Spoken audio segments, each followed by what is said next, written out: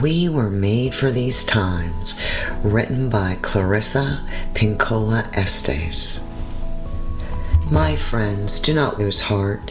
We were made for these times. I have heard from so many recently that are deeply and properly bewildered.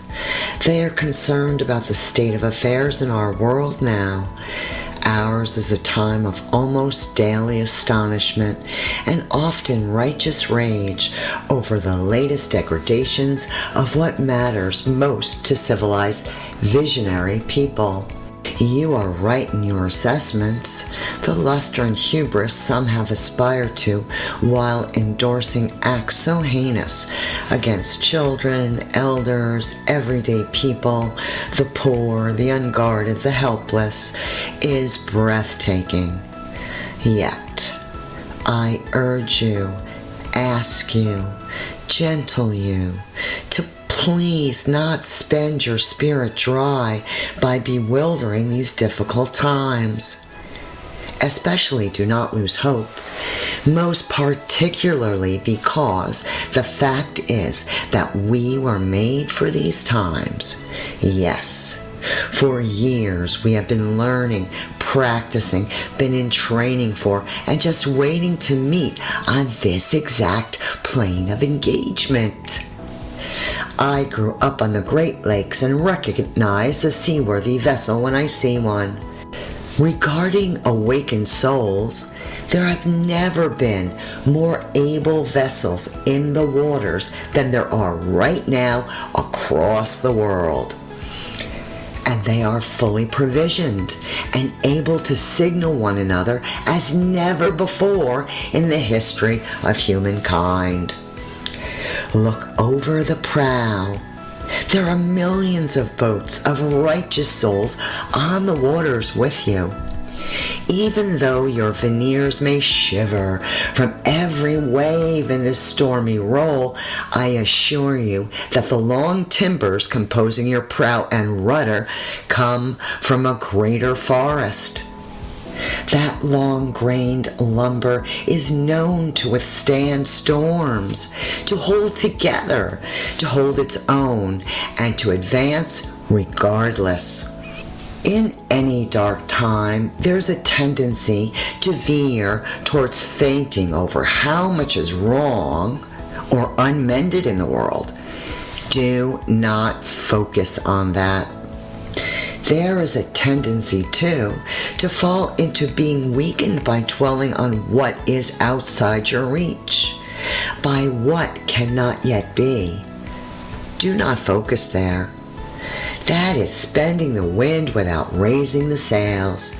We are needed. That is all we can know. And though we meet resistance, we more so will meet great souls who will hail us, love us, and guide us, and we will know them when they appear. Didn't you say you were a believer? Didn't you say you pledged to listen to a greater voice? Didn't you ask for grace? Don't you remember that to be in grace means to submit to the greater voice?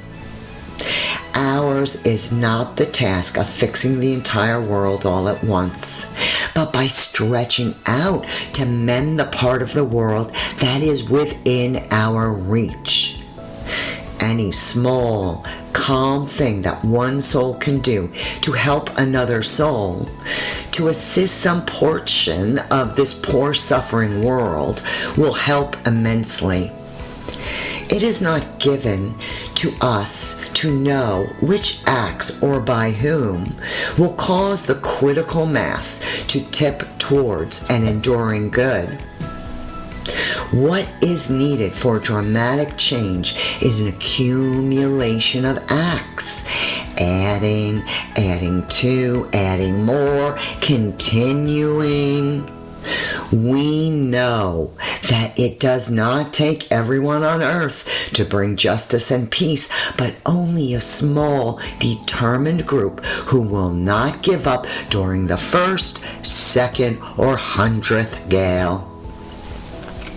One of the most calming and powerful actions you can do to intervene in a stormy world is to stand up and show your soul.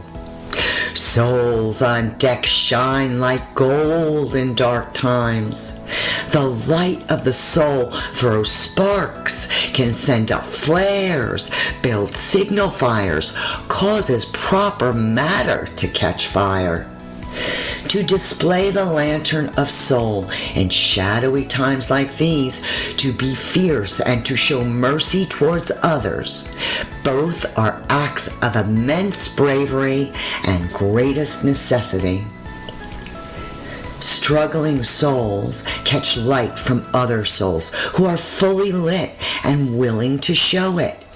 If you would help to calm the tumult, this is one of the strongest things you can do.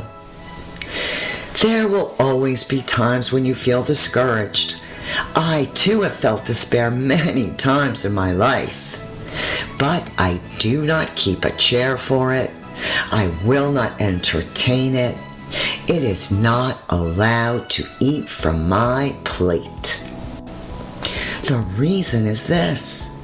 In my uttermost bones, I know something, as do you.